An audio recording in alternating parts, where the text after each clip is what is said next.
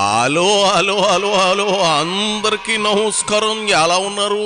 బ్రహ్మాండంగా ఉన్నారు. మరి ఈరోజు రావు గారు రాజమండ్రిలోకి వచ్చిన సెలబ్రిటీ ఎవరయ్యా అంటే మరి నేను చెప్పేస్తాను. కోతంత ఈ వీడియోకి ఒక లైక్ ఇచ్చేసి అలాగే మన కేకే న్యూస్ని సబ్స్క్రైబింగ్ చేసేసుకుని మరి నేను ఎంకరేజ్మెంట్ చేసే పనిలో ఉండండి.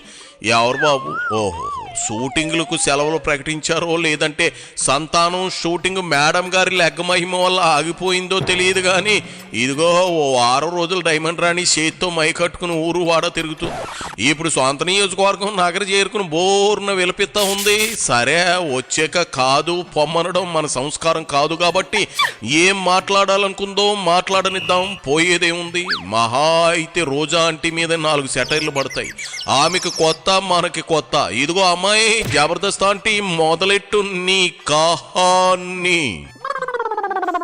వైఎస్ఆర్ కాంగ్రెస్ పార్టీకి సిన్సియర్ గా మీటింగ్ వచ్చినా, ధర్నాకు వచ్చినా, మాట్లాడినా వాళ్ళ బ్యాక్గ్రౌండ్ ఎదుగుతారు. వాళ్ళ ఇంట్లో ఎవరన్నా గవర్నమెంట్ ఉద్యోగం ఉందా, లేదా వాళ్ళ ఇంట్లో వాళ్ళు ఎవరన్నా మున్సిపాలిటీలో పనిచేస్తున్నారా, లేదా వాళ్ళ ఇంట్లో ఏమైనా రేషన్ షాప్ ఉందా, ఇట్లా ఏ విధంగా వాళ్ళని నొక్కాలి, ఏ విధంగా కేసులు పెట్టాలి, అఫీషియల్ పెట్టి బెదిరించాలి. ఎంత సిగ్గులేని జన్మ అంటే ఈ ఎమ్మెల్యేది. వాడికి మాట్లాడడానికి మాటలు రాదు, ఫేస్ వాల్యూ లేదు. ఎంతసేపు పోలీసుల్ని, మున్సిపల్ కమిషనర్లని, ఎంఆర్ఓల్ని, ఎంపీడీ వాళ్ళని ముందు పెట్టుకొని అందరినీ బెదిరించుకోవడం తప్ప ఏమీ చేయట్లేదు. దీనివల్ల ఏమవుతుంది? కాన్స్టిట్యున్సీ డెవలప్ కాకుండా అలాగే ఉండిపోతుంది తప్ప ఏమీ లేదు. మన వాళ్ళు 2 ఏళ్లుగా ఈరోజు బాడీ ఉన్నా కూడా పనులు చేయలేకుండా ఎక్కడ మంచి పేరు వాళ్ళు చేయరు, మళ్ళీ చేయలేదు. మోచేతులకు మేకప్ వేయడం మర్చిపోయావా సంతానం? అవి చూడు నల్లగా ఎలా దర్శనమిస్తున్నాయో. ఆయన సినిమా స్టార్ అన్న తర్వాత కొంత ఫిజికల్ ఎక్సర్సైజులు గట్రా చెయ్యాలి కదా, లేదంటే సైజులన్నీ మారిపోతాయి కదా. నీకు కొత్తగా ఒకరు చెప్పాలా? గ్లామర్ ఫీల్డ్ అవతల మెగాస్టార్ చూడు, స్లిమ్గా ట్రిమ్గా ఎంత హ్యాండ్సమ్గా కనిపిస్తా ఉన్నారో. ఆయన చూసైనా మేల్కోవాలి కదా. ఆరవం సినిమానిగా ఎవడో పట్టించుకుంటాడు అనుకోకు. ఇదిగో కళ్ళజోడు లేకపోతే నువ్వు మమ్మల్ని చూడలేవు, మేకప్ లేకపోతే అదే ఓ అంగళం మందన్న, మేకప్ లేకపోతే మేము నిన్ను చూడలేము. నా చేత మేకప్ విషయంలో, ఫిజికల్గా ఫిట్నెస్ విషయంలో ఓ పాలు ఆలోచించు, లేదంటే ఎత్తడైపోగలదు. ఏందేంది నాగరి ఎమ్మెల్యే గురించి ఏదో చెబుతా ఉన్నావు. ఆయనే ఉంటే ముసుగెందుకని నువ్వు సక్కంగా ఏడిసి ఉంటే ఆయన ఎందుకు గెలుస్తాడు? నీకు డిపాజిట్లు కూడా రాలేదుగా, ఇంకా ఏం మోకం పెట్టుకుని ఓగడానికి వచ్చావు? జగన్మోహన్ రెడ్డి గారు ముఖ్యమంత్రిగా ఉన్నప్పుడు, ఇక్కడ మనం ఎమ్మెల్యేగా ఉన్నప్పుడే పుత్తూరులో గాని, నగీర్లో గాని, విజయపురంలో గాని, నిండులో గాని, అలాగే వడనాలపేటలో గాని ప్రజలు కోరుకున్నవన్నీ కూడా మనం చేయగలిగినాము అన్న విషయం ప్రూఫ్ కూడా చూపించండి. మనమేం మాటలు అవసరం లేదు. తెలుగుదేశం, జనసేన లాగా ఈరోజు జనసేనలో ఎంత దిగజారిపోయారంటే ఎప్పుడు భారతమ్మ గురించి అడుగుతారు. ఎక్కడ భారతమ్మ, ఎక్కడ భారతమ్మ? భారతమ్మ ఎప్పుడు రావాలో అప్పుడు వస్తూనే ఉంది. సంక్రాంతికి వస్తారు, ఉగాదికి వస్తారు. నేను అడిగింది ఏంటి? ఎప్పుడు అడుగుతారు కదా, మా వదిన చూడండి మా అన్నతో లక్షణంగా వచ్చి భగవంతుడికి పూజ చేయడమే కాకుండా రాష్ట్ర ప్రజలందరూ బాగుండాలని అన్న ద్వారా ఎలా శుభాకాంక్షలు తెలియజేశారు.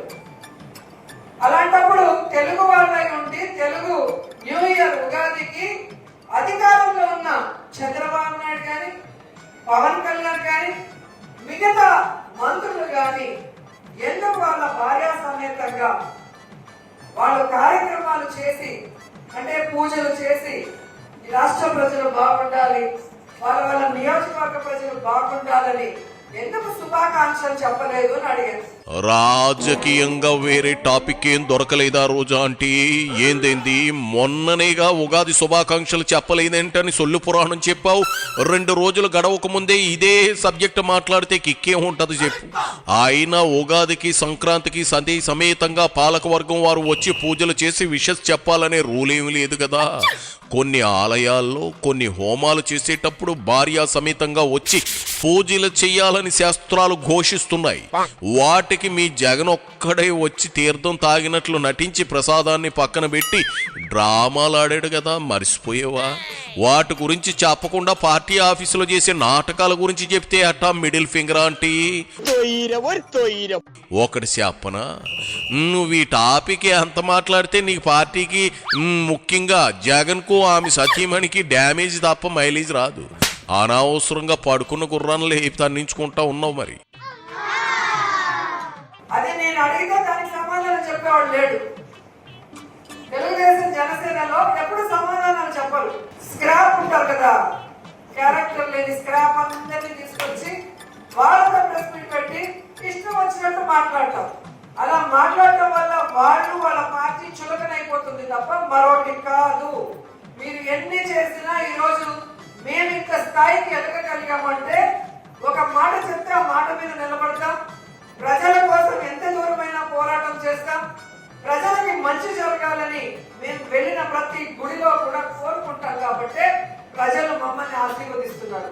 కులాలు మతాలకు అతీతంగా మా వెనక వస్తే మీకు తెలుస్తుంది.